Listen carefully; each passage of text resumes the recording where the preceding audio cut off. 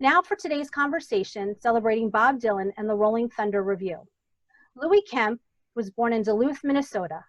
Shortly before graduating college, he left school to take over his father's Lake Superior fish business, expanding it into Alaska and making it one of the most successful seafood operations in the country.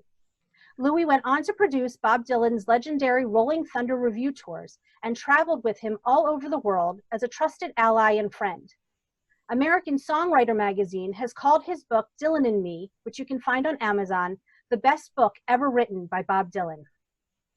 Joining Louie today is Kinky Friedman. Kinky, who grew up in Texas, has been in the music business for almost his entire life and is sometimes referred to as the Jewish cowboy. In 1976, he joined the second half of the Rolling Thunder Revue with Bob Dylan. In addition to music, Kinky has authored close to 40 books, including a detective series, and was a columnist for Texas Monthly. He is also the founder of the Utopia Animal Rescue Ranch and is in the process of launching a summer camp for children of Gold Star families. Please welcome Louie Kemp and Kinky Friedman. Hello. Hello, Louie. Hey, King. Good to see you. Yeah. Yeah, you look very well. Of course, I guess I look up to you for wisdom and advice, right? You're a little older than me. Not much. Yeah, I think a couple of years. Yeah, well, anything you need to know, just ask me. I'm 75, but I read at the 77-year-old level.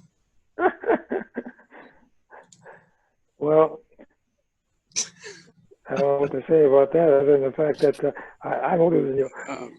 But before we got into anything, I wanted to show you something I got in St. Paul 2 years ago. It was given to me by somebody in the audience, and it's maybe you know about this. It's called the I don't know, the Secret Chicken Club or something. Let me see what you got there, Kinky. Well,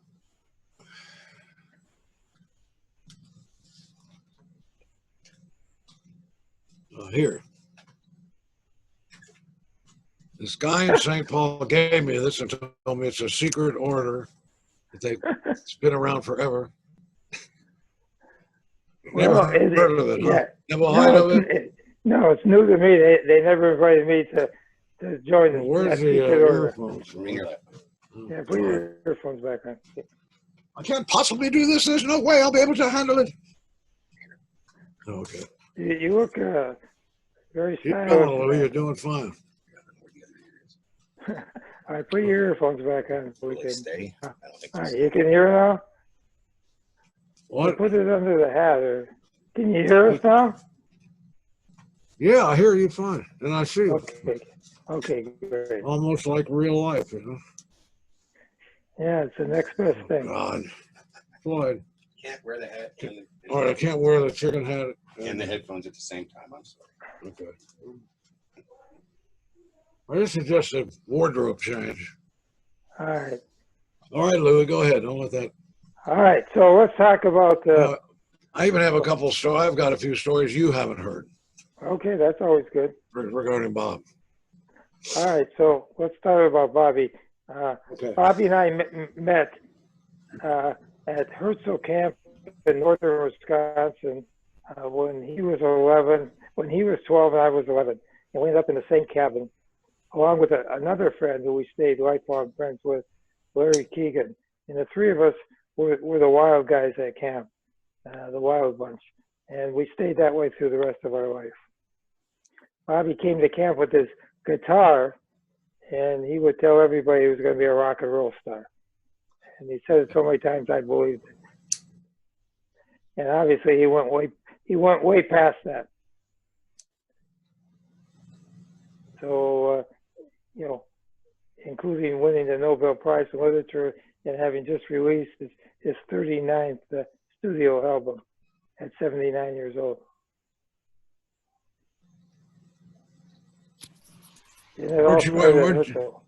Weren't you the only guy at the camp who believed Bob, right?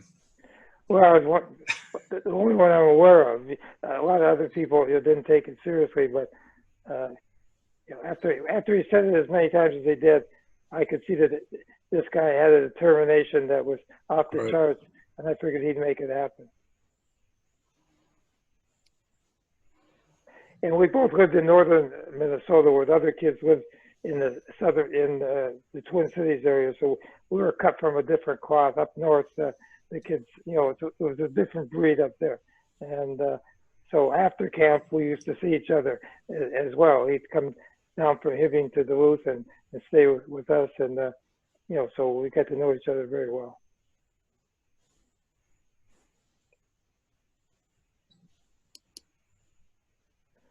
You got any other questions you want to ask me? Who am I and what am I doing here? Yeah, no. I'll ask a question, Louie. You had said that he was a real prankster at camp. Are there any specific ones that you can think of that really stand out?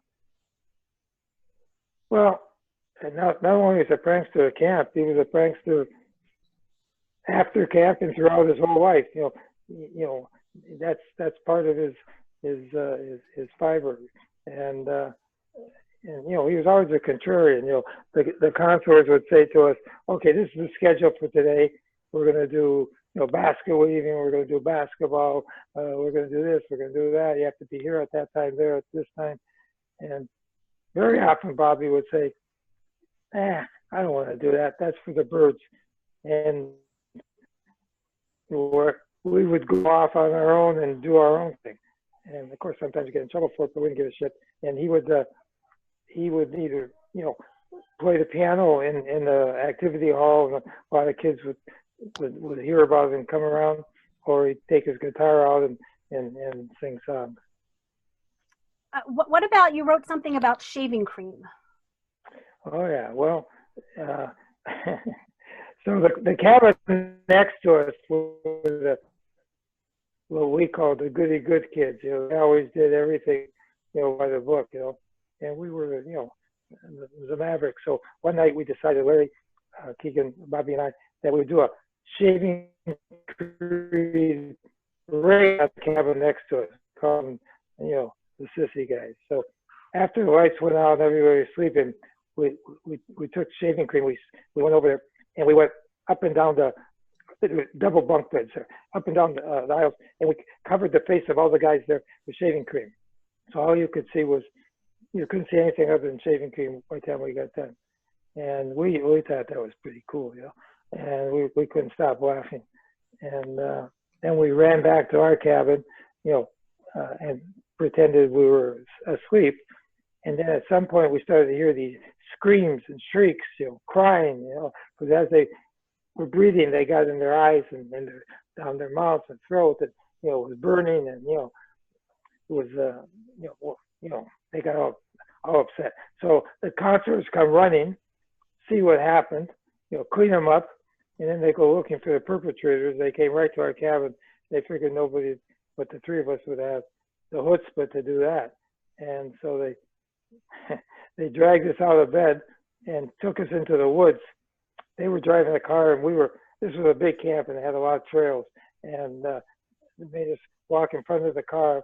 You know, mosquitoes in that part of the country, you know, as big as dive bombers, and we were getting, you know, bitten you know, all bitten up, and it was cold at night, and this was our punishment. You know? So finally, they gave us a break. We pulled into a campfire site. They lit a fire for us and gave us a chance to warm up and rest for a few minutes. And then we said among ourselves, "This is for the birds. We're not going to do this anymore." So we just took off. We started running down the road, and we came to the car that they had been using in park. And so I jumped in, and I yelled to the voice to jump in, and I knew how to drive, and we took off. And they're screaming and yelling, you know, "Come back, come back!" And we ended up on the county road outside the camp, and at some point we realized, you know, we're going to get in big trouble if we don't go back. So we went back. We ditched the car on the camp property, and we watched from the woods when everybody went to the activities. We were so tired we hadn't slept all night. We went and crashed. A few hours later, they found us there. They took us to to Rabbi Dershowitz, who was the director, and out of his great mercy and kindness, after threatening to send us home, he allowed us to stay.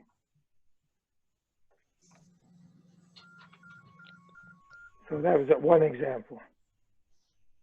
And that director was a pretty cool guy, right? What he told you guys? Yeah, very cool guy. And we hooked up with him years later when we were living in LA. He turned out to be the rabbi of one of the biggest temples there. And we were driving down Wilshire Boulevard. I was driving, Bobby was in shotgun, and we pulled up to a stoplight in front of this temple, and they had those boards there where it says, you know, the name of the temple and services, and on the board it said Chief Rabbi Zvi Dershowitz. And that was the name of the director of our camp, the guy we went in front of, you know, after we stole the car. And we saw that, we said, could it be the same Zvi Dershowitz that was, you know, at Herzl Camp? We said, let's find out. So we pulled over, we walked in to the temple, walked up to the receptionist there. Now we got to remember, we're not dressed like most of the people in the temple. You know, our jeans and leather jackets and sunglasses, and so we didn't actually fit in dress wise. So I said to the receptionist, "We'd like to see Rabbi Dershowitz," and she said, "You have an appointment?" I said, "No." She said, "Well, you can't see him without an appointment." I said, "Just tell him that Bobby and Louie are here from Herzl Camp. We want to see him." So she was kind of taken back. She says, "Okay." So she went in, comes out a few seconds later, and says, "Rabbi, I'd like to see you right now." And so she ushered us in, and it was great. He came and hugged us and kissed us, and we said, "Well, we weren't sure if you remember us." He said, "You see these gray hairs in my head?" He says, "They're because of you guys. How could I ever forget you?" And we stayed in contact all the years.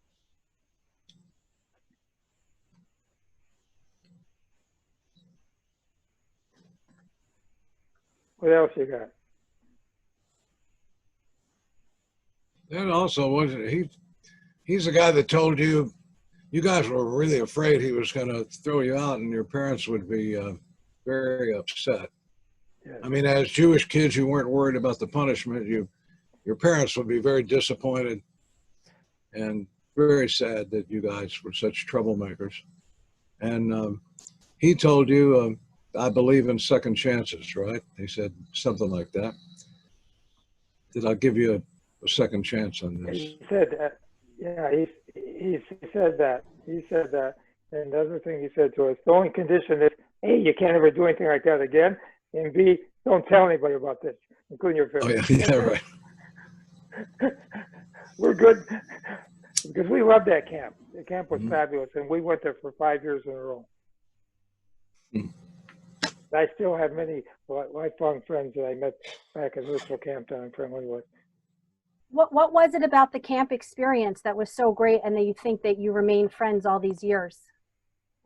Yeah, well, those were our formative years, and they allowed us to be ourselves, you know, to some extent, not to the extent that Bobby and Larry and I wanted to all the time, but you know, they gave us some room, and of course, one of the biggest drawing cards for the three of us was that it was a co-educational camp, and there was girls there, so that was pretty exciting. That was kind of our first, you know, 11, 12 years old to really kind of interact with girls, and nice girls, nice Jewish girls on an interesting basis, you know. So, and we learned a lot at camp. I turned out to, you know, they had all kinds of activities. They had even had a boxing contest, and I turned out to be the boxing champ for Herzl. So basketball, they had their own lake there, and the lake was called Devil's Lake. So we had a lot of water activities. It was a utopia for us. Kinky, do I want to move on to the Rolling Thunder Revue?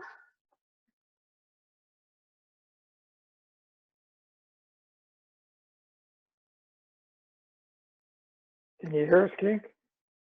Yeah, there's a question from me. I didn't hear the question. What about Rolling Thunder Revue? Yeah, do we want to start? Let's start talking about the time. Yeah, sure. Louie, if you start talking about camp, by the way, Louie will keep going for a long time because he's a case of arrested development. Okay, that was the happiest time of his life, and Great you know, time. I'm sure it was of most people. Yeah. But now, what were we talking about? What I think I have is Joe Biden's illness. You know what I'm talking about. You know the guy. Everybody knows this guy. And really, I don't know what the hell I've forgotten what I was talking about. So we're going to talk about the Rolling Thunder Revue, and how did it come about? Where did this idea come about, and how did you get involved, Louie? Yeah, and then Louie, I blame Louie for getting me involved. I never would have been invited to be on the tour without Louie. So whatever problems I caused, his fault.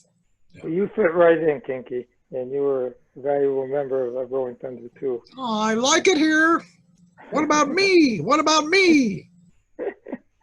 So the way Rolling Thunder came about is I had just come back. I went on tour 74 with Bobby, just hanging out with him. So I really got a sense of touring with him. And that was in 74. Then I came back from Alaska after our salmon season in 75. And I got back into Duluth. I was just kind of unpacking. He called me, and he was at a place outside Minneapolis. He says, "Louie, come on down. I want to talk to you about something. You can hang out." I said, "Okay, give me a couple days." So I got adjusted back in Duluth. I did what I had to do, and then I drove down to this place, and we hung out there for a while and played basketball and canoeing and all this and that. Just and he actually played me. He had just come back from New York, having cut an album which turned out to be Desire. He played me those songs, and then at some point he sprung on me his idea for a new tour, and it was totally opposite of Tour 74, which was flying around in private jets, big auditoriums, and limousines, and that sort of thing. And he said to me, I want to do a tour, but I want to do something totally different. I said, well, what's that? He said, well, I told this idea to when I was in New York cutting the album, to some promoters there, and they didn't like it because they said I'm too big for that. Bob Dylan shouldn't be doing this type of tour. He should be doing like he did before. I said, well, what's your idea? So he explained to me. He said, I want to go to out of the way places a lot. I want to play small places. I want it to be more like, rather than a concert tour, I want it to be like an old-fashioned review, with lots of acts on it. Long shows that just go on and with all kinds of talent. And we're not only the fans will have a great time, but the participants will have a good time. Where it's totally unscripted, to the extent that we can do whatever we want. And not only that, he said, we should do it like old-time medicine shows, and when the carnivals would come to town with a lot of excitement. And we shouldn't even do any advertising ahead of time. We should just hand out handbills a couple of days ahead of time, break the shows like that. So the mystery of where we're going to be is created, and nobody knows. And he said, we won't even tell the people on the tour where we're going. So, I heard that. I said, wow. I got into it. I got excited, and we started brainstorming back and forth. And I said, that's a great idea. You should definitely do that. So he said, well, being that you also appreciate it, I want you to produce it for me. I said, oh, wait a sec. I've never produced a tour. That's not my thing. Only thing I ever produced is fish. He said, Louie, if you can sell fish, you can sell tickets. He said, you were on tour 74 with me. You saw how it worked. He says, I trust in you. I'm sure you can pull this off. Well, I'll tell you the other thing, Louie, is that tour was an entire musical tour by a big star, like it's Bob Dylan or Jesus Christ or whoever the hell it was, all done, basically, correct me if I'm wrong, but I think it was sold out almost by word of mouth. I mean, they didn't have a budget to tell people that Bob Dylan is coming here Tuesday night, you know? We didn't spend $1 on advertising. You're right, Kinky. Well, Not you're $1.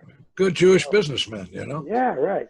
We didn't want to spend the money on advertising. We figured out that once the word got out that this was happening, people would flock to it, and that's what happened.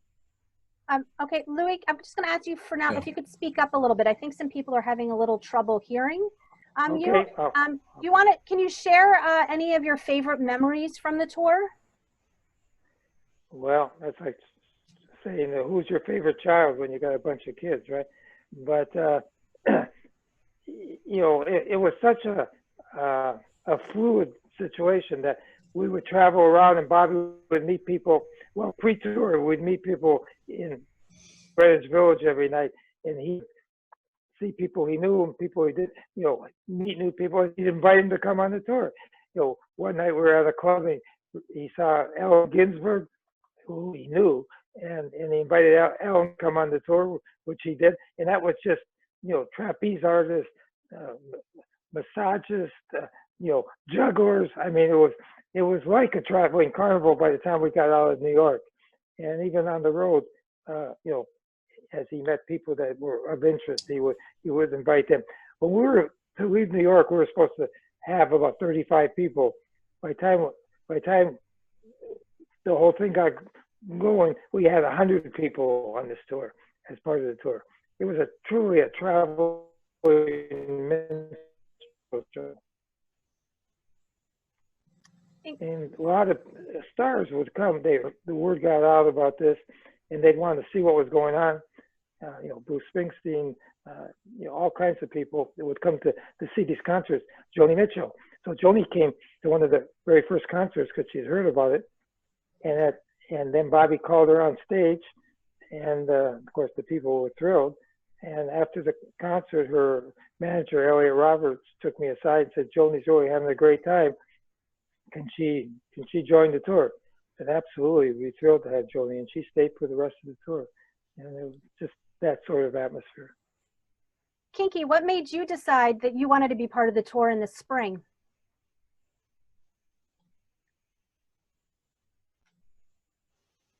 Kinky, what made you decide that you would like to be Oh, you're part talking of to the me. tour? Okay.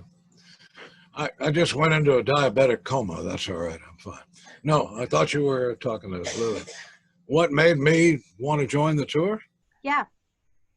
Oh, hell. Well, I mean, that's the experience of a lifetime. And it was that in those days, I would say that Bob's career was very interesting because the squares, as he used to call them, and probably still does, the squares hardly knew who he was.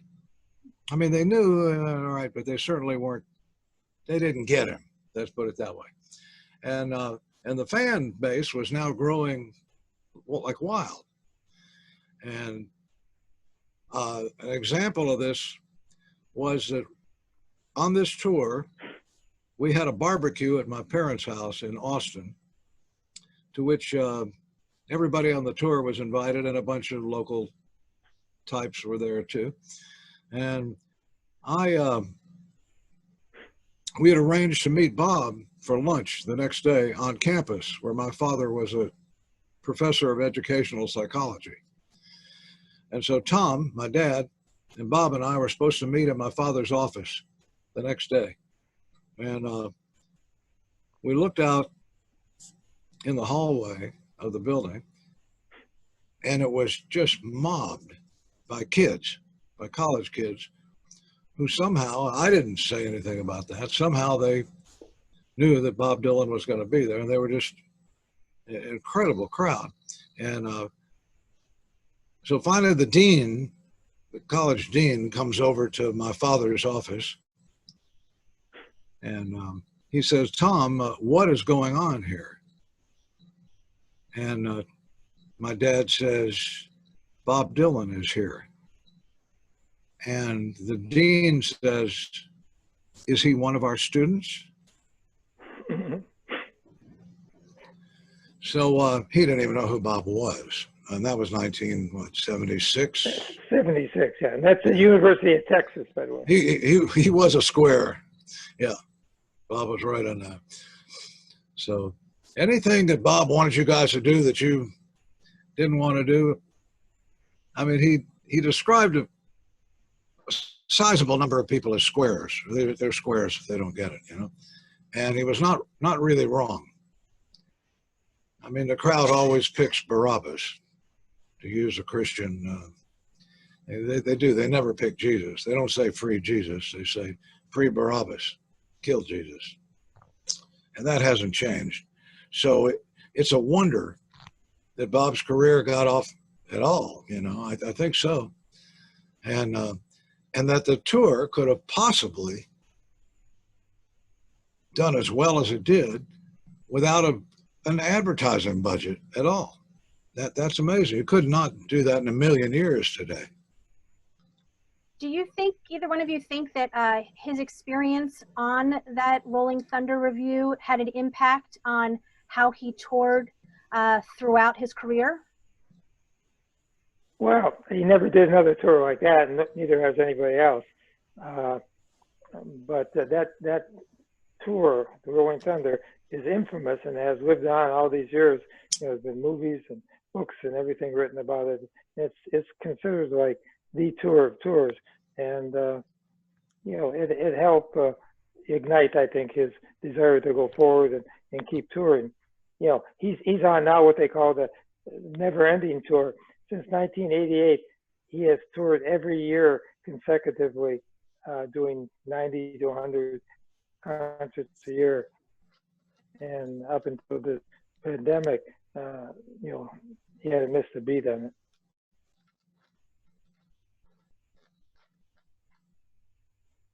I know that there was recently a documentary last year by Martin Scorsese on Netflix, and there's been some controversy that it's not a true documentary and that there's some creative license in it. How do you all feel about that? And is there something specific in there that is not true? Well, what they did is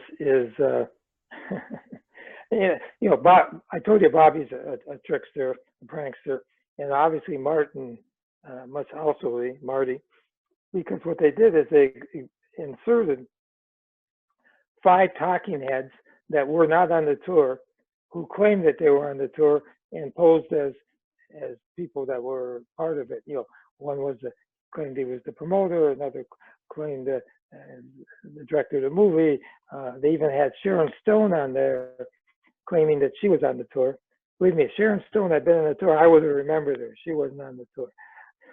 And so they just they took the real footage and inserted the heads to kind of spice it up. And I'm sure some people didn't know for a while that was happening, but you know, people like us who were on the tour, so who's that? You know, and you know, it was part of their way of filmmaking, I guess. But from my point of view, I would have liked to just seen a pure showing of the real footage with interviews of people who had been on there, you know, to add more depth to it. Mm-hmm. Talk to us a little bit about Bob and his religion and him exploring Christianity for a while, and how you brought him back to Judaism. Okay, so, you know, Bobby's Jewish, of course. He's born Jewish, had his bar mitzvah, and like all the rest of us. And but what we all did is we got prepared for our bar mitzvah, but learn how to read Hebrew so we can make a good impression and go up there and do that, and get a bunch of fountain pens and some cash, and, you know, but we never went back, you know, to learn the deeper meaning of Judaism. So what happened was in about 1970, late 8 or 9, Bobby, through a friend of his, invited him to go to a Bible class for the New Testament. So he said, okay, I'll check it out. So he went and he found it interesting. And, you know, his Jewish neshama, I was always very spiritual. So the Jewish neshama was looking for some deeper spiritual meaning. And it happened that that's where he was, you know. So he was studying this and getting into it. But at the same time, he said to me, he said, you know, I got this house in Brentwood that I rented, so I don't have to drive into the city.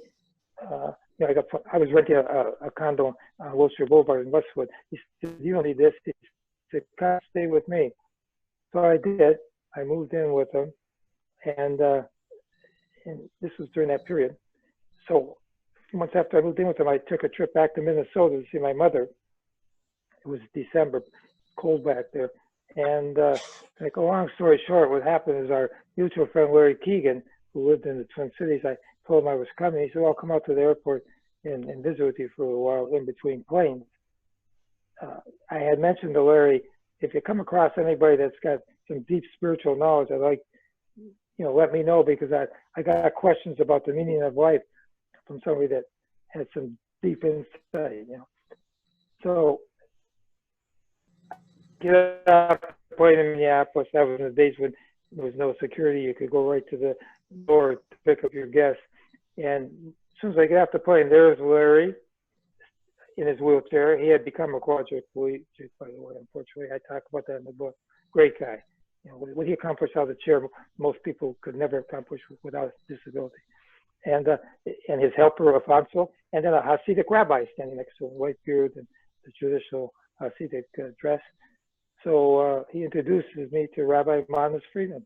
He says, I asked the rabbi to come out because you had told me you have questions about life, and he can answer them. So I met with him. Best way to describe it is I had good questions. He had great answers.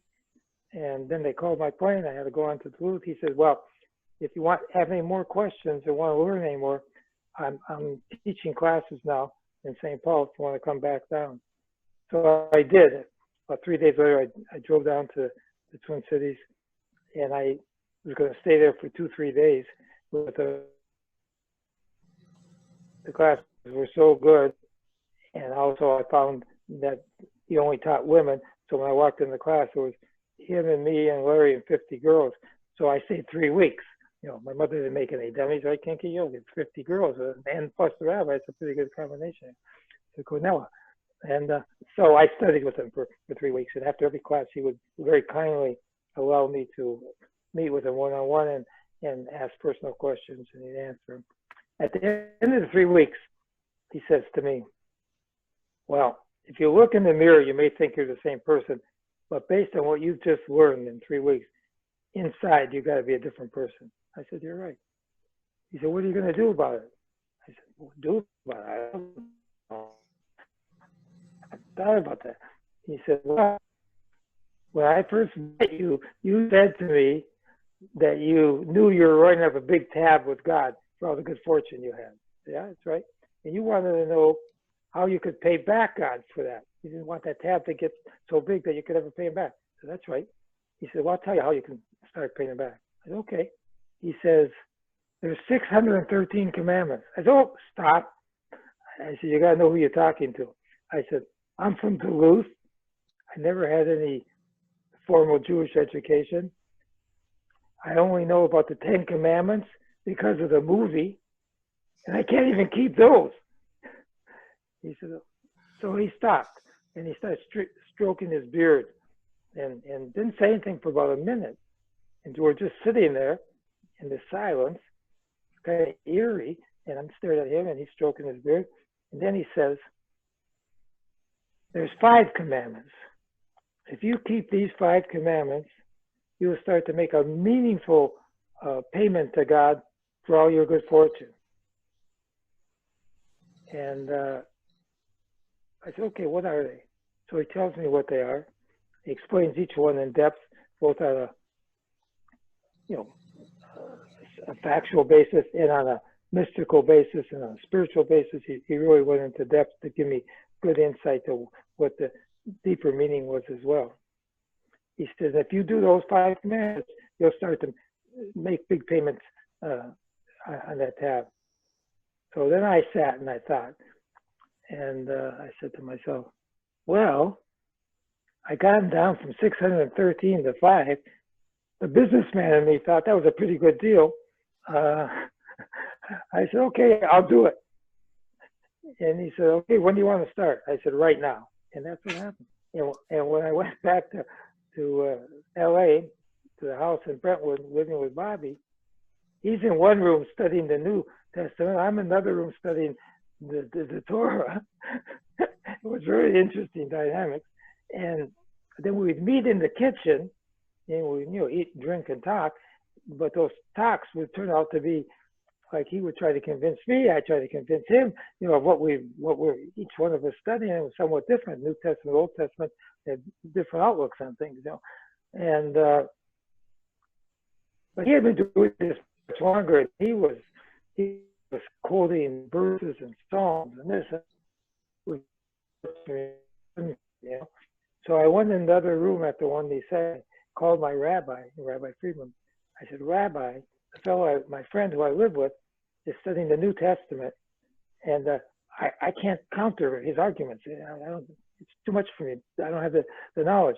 I said, if I fly you out here, will you come and meet with him and talk to him about the Torah? He said, sure, Louie, whatever you want. I said, okay, I'll get back to you. So the next day when I was talking to Bobby, I said, I was talking to my rabbi. As it turns out, he's going to be here next week. Will you meet with him? He's very interesting and knowledgeable. He said, sure, bring him over to the house. I said, okay, great.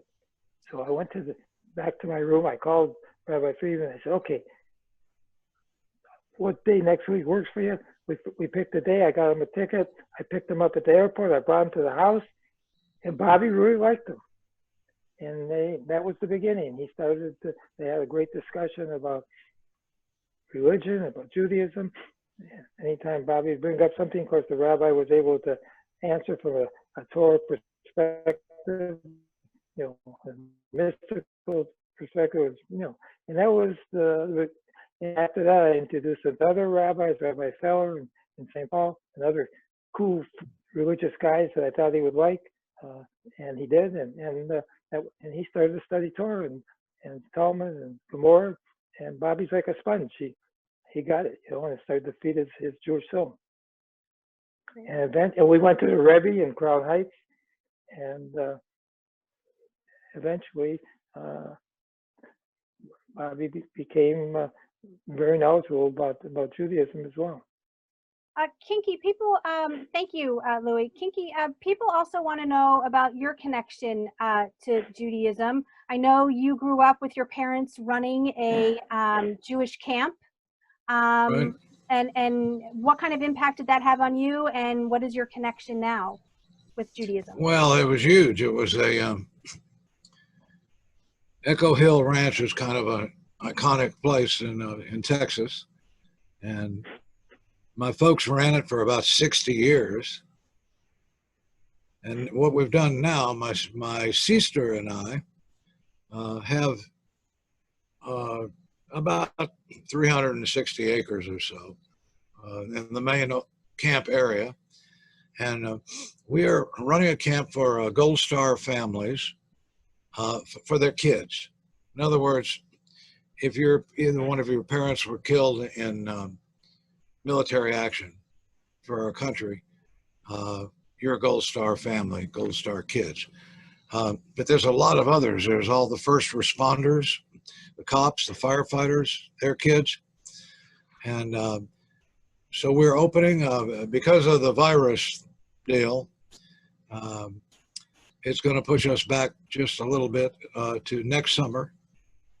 But we're ready to go. We've got a whole bunch of kids signed up.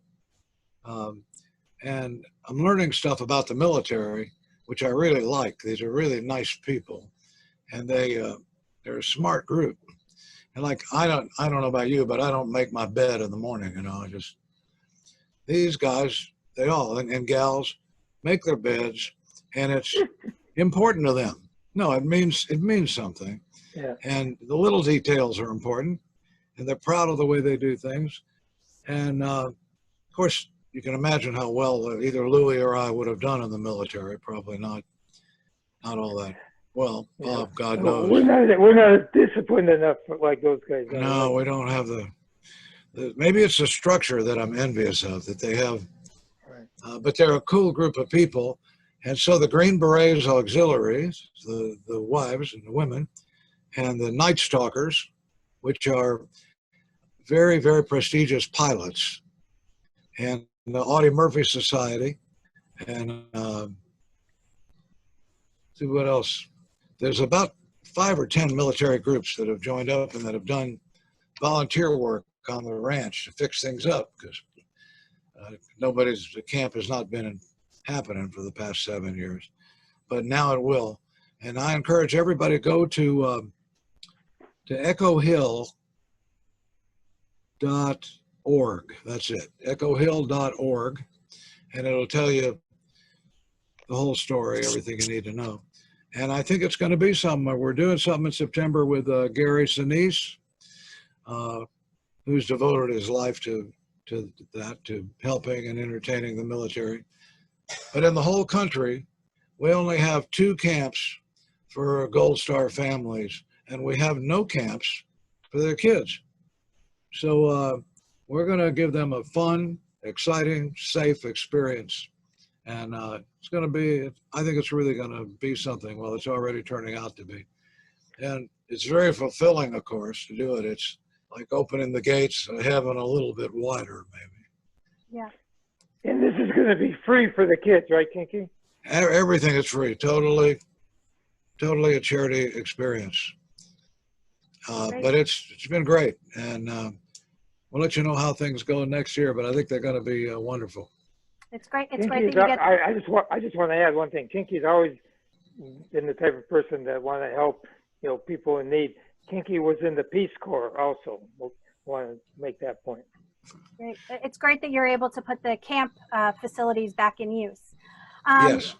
Louie, speaking of helping people, I know that Bob was very involved with Reuben Carter, and who was falsely accused of murder, and he has a song, The Hurricane. How did he get involved in that? Well, Bobby wrote that song, Hurricane, for his Desire album. He became aware of, I think he was approached by people who were, pro to get her out of jail, who had organized and submitted to him a lot of information about Carter. Bobby researched it and realized that Reuben, was falsely tried and falsely convicted, and he wrote this great song about the hurricane, which brought great attention to his cause, and eventually got Reuben out of jail. And it's a fabulous song. Whoever's not familiar with it should listen to it. Louie, wasn't the song better than the man, better than the guy? I mean, didn't he go out? I mean, is this true or not? Did he go out and kill or rape somebody else? No, that's not true. I think after he got out, he had. I don't want to be spreading lies and spewing deceit. Yeah, no, we can't. That's not true. Can we Google him? I think he got in some. Yeah. I think he got in some difficulties, but nothing like that. But he was a tough guy, and he was a good guy, and he was falsely convicted of murder. Mm-hmm. So how does Bob feel about the book that you wrote? And actually, the first question is, you've had all these stories all these years. What made you decide to write the book, and why do it now? Well, the short answer to that is that, I had been telling some of these stories off and on at different Shabbos meals, and people knew that Bobby and I were friends, and they asked me to tell a story here and there, and I did once in a while. And people would always say, you got to write a book. But I had a very close friend named Steve Small, and Steve, by the way, was the producer of the Grammys for 21 years and producer of America's Got Talent the last 5 years of his life. And he used to stay with me whenever he came to LA to do these shows. And so he knew all these stories. He had great stories too. And he'd always say to me, you have to write a book. He says, you have to share these stories with the world. People have to hear these stories and see the human side of Bobby and all the fun things you guys did with Larry. Right. So So, yeah, I said, yeah, sure, I'll do it. No, So I the never problem, really thought I was going to do it, to be honest with you. the problem with Louie writing a book is that he was always the enforcer, the protector of Bob. And he was very zealous and dedicated to that. And he was also, so when he's going to write something, he may have, and he probably does, have about 50 stories that aren't in the book. And they're always the ones that are borderline, a little bit of blue here, you know, but they're very interesting. I don't know, I'll pretend to know all of them, but if I could hypnotize him and get those stories out of him, then you would really have a blockbuster of a situation, I think, because some of the stories are just either hilarious or they're incredible. And of course, those are the ones that Louie doesn't want to put them in a book to protect Bob. Bob wouldn't like this. No, I can't do it. Well, I shared the stories that I felt I wanted to share, and each one of those stories that are in the book, and I think they're great. And of course, I have my boundaries, and I respect our friendship, and I always will. Anything I didn't put in the book will go to my grave with me, of course. But it's all good stuff. There's never anything bad. And so that, unfortunately, Svi got cancer at 56 years old, and I went out to visit him in Malibu. I used to go see him all the time, bring him stuff and try and cheer him up. I walked into his place in Malibu, and I said, "How are you doing?" He said, "Not doing good." He said, "I feel like shit." So he was on an oxygen tank and taking all these pain pills. I mean, the poor guy was at that point in rough shape, you know, and had lost a lot of weight. And he said, "But I don't want to talk about that." He says, "I want to know when you're going to write your book." I said, "Write my book? That's not important. I'm here to, you know, help you." He said, "I don't need any help." He said, my future is in the hands of God." He said, "Whatever will be, will be." He said, "But I want you to write that book. You got to write the." So I said, "Well, I don't know how to write a book." He said, "Who do you know who knows how to write a book?" I said, "Well, my friend Kinky Friedman." He said, "Call him up. Ask him how to write a book." He said, "Your stories are great." I said, "Okay, I'll call him." He said, "No, call him right now." So I actually took out my cell phone and I called you, Kinky. And I said, "I'm thinking about writing a book." Kinky knew my stories, a lot of them. And he said, "You should write a book." He said, "These are great stories." I said, "Well, how do I go about it?" And so Kinky went ahead and told me what to do. And I did. And he said, "I'll help edit some of the with you." And he did. And that's how it happened. Oh, then my friend died about 6 months later. And I was at the hospital and he passed away. And so I said, well, I had promised him I would do it. So I said, well, I got to keep my promise. And that's what happened. Someone would like to know if growing up in northern Minnesota, did Bob ever talk about experiencing anti-Semitism? No, neither one of us had experienced any anti-Semitism growing up in Minnesota. People back there were good, solid people, hardworking, honest. They were church people, you know, the non-Jews, and they were spiritual. And we were treated with great consideration and respect back there. Never had a problem. Great. That's impressive, very impressive. Do you want to talk a little bit about you mentioned in the book an experience seeing Buddy Holly in concert? Yes. So it was 1959, I think it was January 31st, and it was very cold in Duluth, and Buddy Holly was on tour, and he was playing Duluth that night on I think they called it the Winter Dance Party, and they had Richie Valens and the Big Bopper and all kinds of people on that tour. But Buddy was the big draw, and you know, we were both big fans of Buddy Holly. So Bobby drove down from Hibbing, stayed at my house, and we got into my dad's Buick, 59 Buick, and we drove to the Duluth Armory, National Guard Armory, to see the show. Just to give you an idea what winters are like in northern Minnesota, It was minus 44 degrees outside with the wind chill. But we were used to that. You know, you would, if you grew up there, you would dress for it, and you were tough, you know. And we went to the concert, and there was like 2,000, you know, kids there, and they were dancing and carrying on. But Bobby wasn't interested in any of that. We went right to the front of the stage, right to the spot where Buddy and the performers were. There's nobody between us and the stage, and we were directly under him and looking up at him, and he was looking down at us. And we stayed there the whole time, and it was an amazing experience. It had a big effect on Bobby musically, for sure. He just watched every move, you know, that happened that night. And unfortunately, 3 days later, Buddy, the Big Bopper, and Valance, Richie Valance, they died in a plane crash coming out of after an Iowa concert. So obviously that had a tremendous effect on all of us, and that experience has been dubbed in the press the night the music died, because you know, these were very prolific people, especially Buddy. And when Bob received the Grammy, I think it was about 20 years ago, and he said on stage at the Grammys, he said, when I was a kid, I saw Buddy Holly play at the Duluth Armory, and it had a big effect on me. When I was in the studio cutting this record, I felt that Buddy was in the studio with me and guiding me through it, and he's always had a big influence on me. Wow, wow, wow.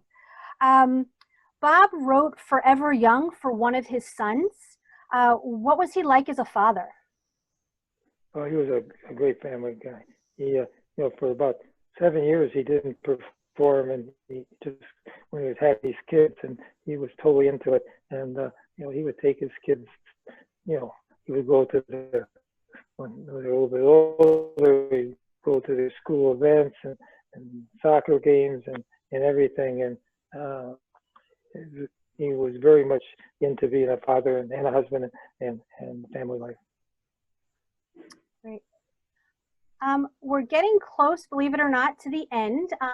Kinky, I know you said you had a few other memories of Bob you wanted to share, or memories with you and Louie you wanted to share. Nothing leaps to mind at the moment, but then again, I've pretty well forgotten the first half of my life, and I can't remember. Louie has retained all that. If you can get him to tell you the story, he's got some really great stories. I mean, the short version of the one homeless on Yom Kippur is a good one. It's a great one, with Bob dressed his usual style. He was walking around the back of the synagogue on Yom Kippur. Yeah, I want to read that excerpt from the book for everybody. Is that okay? Okay. Actually, but before we do that, can we show a few pictures, and you could we'll real quick look at some pictures? Yeah, sure. Sure. Okay. Let's do that real quick. Okay. So that's, can you tell us a little bit about these pictures? Great yeah, shot. so that's a great shot. That picture was taken at Herzl Camp when we were kids. You know, you can see Bobby had his guitar. He out came to camp with his guitar. That's me on his right and Larry Keegan on his left, and then some of the other campers in the background. That gives you a sense of his determination at a very young age about music. This was taken pre-Rolling Thunder when they were doing rehearsals in New York City. This was Bobby at the rehearsal.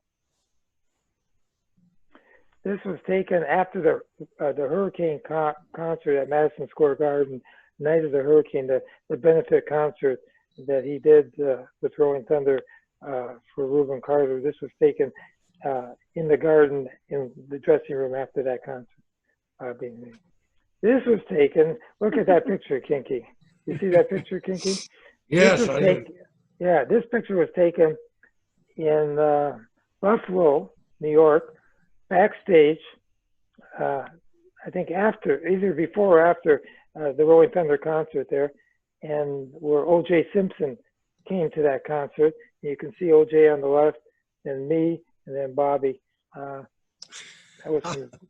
That's quite a picture. That was in the days when we thought O.J. was a great guy. That was taken Bobby and I hanging out in New York City. This was a People cover during Rolling Thunder, and they did a whole article about Bob and his new album Desire in Rolling Thunder. This was the cover of that magazine. This was taken at Gertie's Folk City, where Bobby was actually discovered, just prior to us leaving New York to go on Rolling Thunder. This was taken in Maine on Rolling Thunder. That's Joan Baez doing her lobster impersonation for me, with Ronnie Blakely laying in the background. This is with Joni Mitchell on Rolling Thunder. We were solving the world's problems together that day. These are some artifacts from Rolling Thunder. One of the handbills that we used to hand out, and one of the tickets from Maple Leaf Art.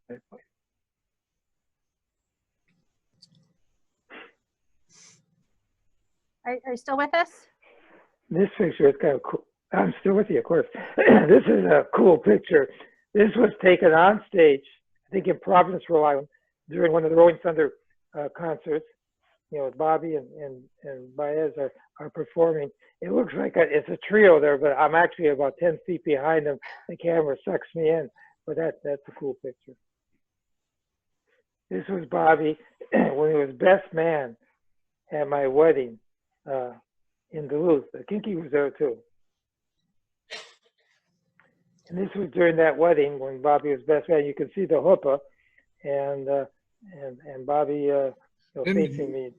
Didn't you pay me to sing the song "They Ain't Making Jews Like Jesus Anymore"? Well, was it at the wedding? No, it wasn't at the wedding. It was during Rolling Thunder in New Orleans when we were out one night. All right. How much was it? $200? So this is what $100? No, I give you a $100 bill. That was 1976. That was like $500 now. It was a big incentive. You grabbed it and went up and sang the song. People loved it. Yeah. That's one of my favorite songs of Kinky. They ain't making Jews like Jesus anymore. Everybody should hear that song. And this is our last picture. Yeah, okay. So this is a picture with Rabbi Noah Weinberg and my ex-wife Ann. Rabbi Weinberg was the founder of Esha Torah, a very famous Jewish yeshiva organization and outreach organization that I was involved with. Great pictures. Thank you for sharing them with us. Of course. To wrap it up, do you want to share the story that Kinky was referring to about Yom Kippur? Yes, I'll be happy to read it. I'm going to read you the actual excerpt of it. Yeah, and if I could just ask you to move a little closer so that we can definitely hear you. Okay, I'm going to do that right. Okay, so here's how it goes. It was Yom Kippur, the Jewish Day of Atonement. At the tail end of the 1980s, Bobby was attending services at Chabad in Santa Monica. Presiding was the Venerable Rabbi Avram Levitansky, beloved and revered by his congregation.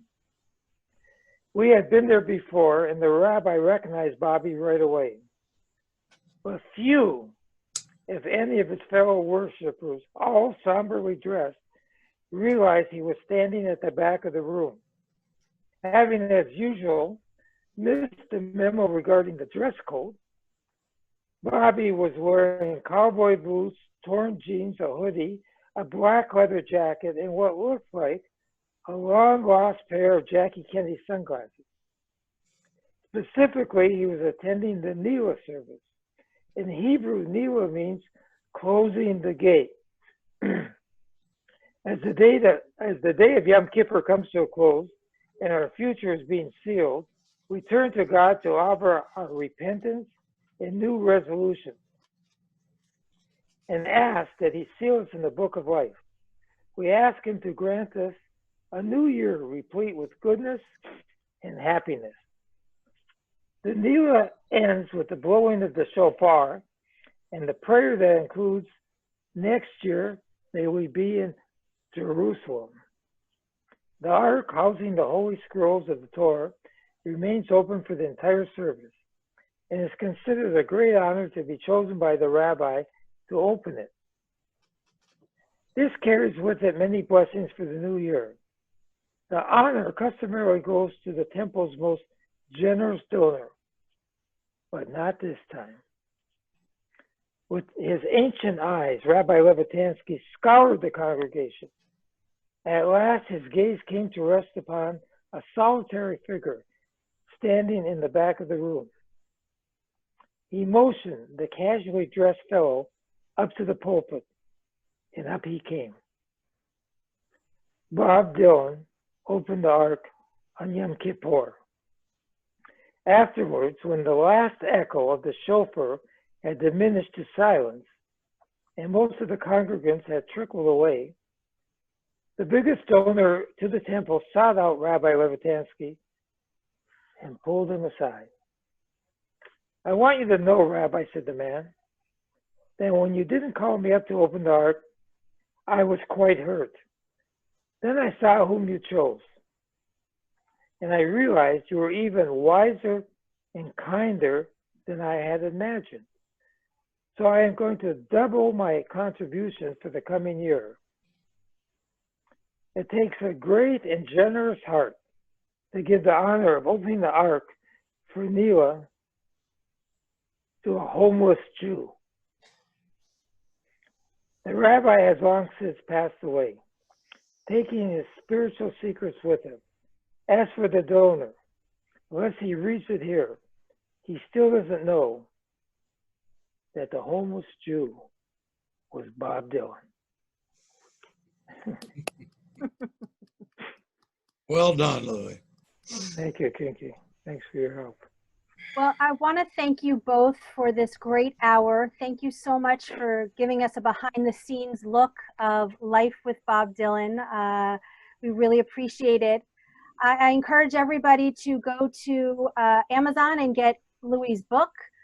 Go to Kinky. Again, what is your website for your Gold Star camp? Echohill.org. Great.